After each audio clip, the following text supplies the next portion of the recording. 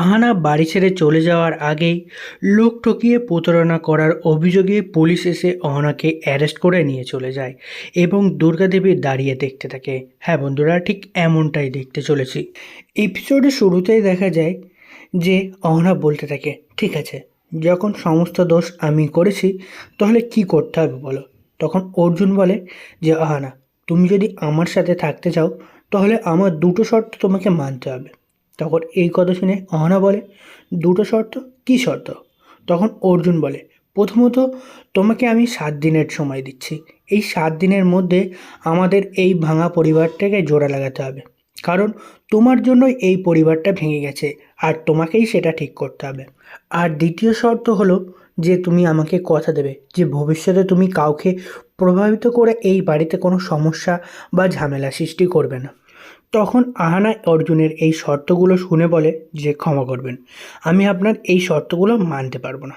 তখন অর্জুন বলে, হ্যাঁ আহানা, আমি জানতাম তুমি এইটাই করবে, তুমি এই শর্ত মানতেই পারবে না, কারণ আমি তো জানি যে তুমি কোনো ভালো কাজ করতেই জানো না, তুমি শুধু সব কিছু ভাঙতেই জানো। যেমন প্রথমে আমাদের সম্পর্কটা ভেঙেছো আর তারপরে আমাদের এই পরিবারটাকে। তুমি তো কখনো আমাদের এই সম্পর্কটা বাঁচাতেও চাওনি। আর একটা কথা মনে রেখো আহানা, তুমি যদি আমার সঙ্গে এই সংসারটা করতে চাও তাহলে কিন্তু আমার এই শর্তগুলো তোমাকে মেনে চলতেই হবে। আর তুমি যদি মেনে না চলতে পারো তাহলে এই বাড়ি ছেড়ে চলে যাও। তখন আহানা বলে, ঠিক আছে, আপনি যখন এটাই চাচ্ছেন তাহলে এটাই হবে। এই বলে আহানা রুমের লাইটটা নিভিয়ে সে বাইরে চলে আসে এবং বাইরের দরজার সামনে দাঁড়িয়ে সে অর্জুনের বলা কথাগুলো ভাবতে থাকে। সে ভাবতে থাকে যে অর্জুনের চোখে যে আজকে তার প্রতি যে ঘৃণাটা দেখতে পেয়েছে, তারপর সে আর অর্জুনের সাথে সংসার করতে পারবে না। অন্যদিকে অর্জুনও খাটে শুয়ে ভাবতে থাকে যে আমারও তো একটা ইচ্ছা আছে, আমারও তো একটা সুখে শান্তিতে বাস করার একটা ইচ্ছা ছিল, কিন্তু অহনা সেটা কখনোই চায়নি। ও শুধু ঝামেলা নিয়েই পড়ে থাকতো।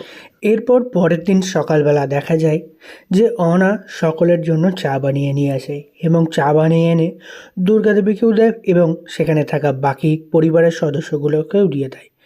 এরপর দেখা যায় যে চা খেতে খেতে দুর্গাদেবী হঠাৎ করেই বলে ওঠে যে আজ থেকে আর তারা কোনো মূর্তি ফুর্তি বানাবে না। তখন আহানা বলে ওঠে, মা, তাহলে সংসারের খরচ কিভাবে বার হবে সেটা নিয়ে কি কিছু ভেবেছেন? তখন দুর্গাদেবী বলে যে সংসার যেভাবে চলার সেভাবেই চলবে। তখন পাশে বসে থাকা অর্জুনের দাদা খোকন বলে ওঠে যে এই কাজের জন্য মহল্লার লোকজনও তাদেরকে অপমানিত করছে। তখন অহনা বলে যে আমার জন্যই তো তোমাদেরকে অপমানিত হচ্ছে, সব দোষ আমার। তখন পাশে দাঁড়িয়ে থাকা মিলি বলে ওঠে যে অহনা, তাদের সাথে কালকে একটু ভালো করে কথা বললেই বা কী হয়ে যেত, এভাবে ওদেরকে আমাদের বিরুদ্ধে করে দেওয়ার তো কোনো মানেই হয় না। তখন অহনা মিলির কথা শুনে একটু অবাকই হয়ে যায় এবং পরিবারের বাকি সদস্যগুলো তখন অহনাকেই বলতে থাকে যে অহনার জন্যই মহল্লার লোকজন তাদের বিরুদ্ধে চলে গেছে।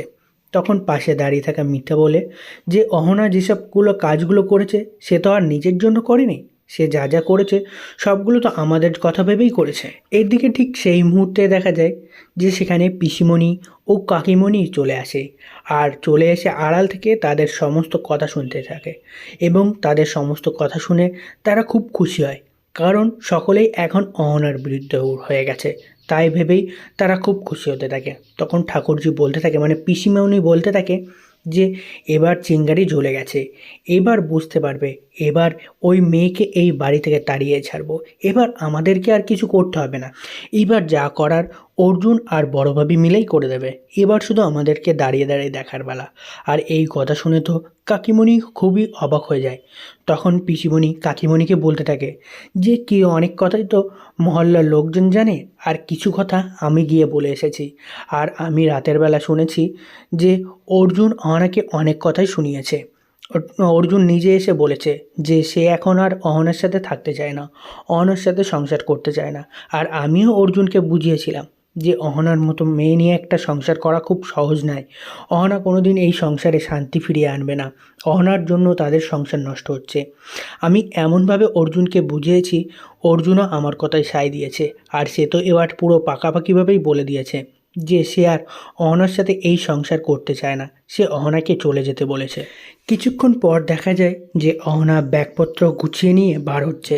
সে দুর্গাদেবীর কাছে এসে প্রণাম করছে, আশীর্বাদ নিচ্ছে এরপর সেখান থেকে চলে যাওয়ার জন্য রেডি হচ্ছে। ঠিক তখনই সেখানে চলে আসে কাকিমণি ও পিসিমণি, এবং পিসিমণি বলে, তাহলে এবার এই আপদটা বিদায় হচ্ছে, তাই তো? তখন অর্জুন আহানা দাঁড়িয়ে থাকে, সে কোনো কথাই বলে না। তখন পাশে দাঁড়িয়ে থাকে বড় বউ বলে ওঠে যে, আহানা, তাহলে কি তুই আজকের জন্যই যাচ্ছিস? আবার তো বিকালে ফিরে আসবি, তাই না? তখনই পিসিমণি বলে ওঠে যে, ও ফিরে আসবে কেন? ওর তো আর এখানে জায়গা নেই। অর্জুনের সাথে তো ওর কথা হয়ে গেছে। অর্জুন ওর সাথে আর সংসার করতে চায় না। অর্জুন তো পাকাপাকিভাবে বলে দিয়েছে যে এবার ওকে এই বাড়িতে আর থাকতে দেবে না, ওর সঙ্গে সংসার করতে দেবে পারবে না। তখন আহানা অবাক হয়ে যায় এই কথা শুনে। আহানা তখন পিসিমণিকে জিজ্ঞাসা করে যে এই কথা সে কার কাছ থেকে শুনেছে। তখন পিসিমণি ব্যঙ্গ করে বলতে থাকে যে এই কথাগুলো তো অর্জুনই আমাকে বলেছে। অর্জুন যদি এই কথাগুলো না বলে তাহলে আমি কার থেকেই বা জানবো? তুই তো আর এসে আমাকে বলিসনি যে আমি জানবো। তখন এই কথা শুনে তো সকলে অবাক হয়ে যায়।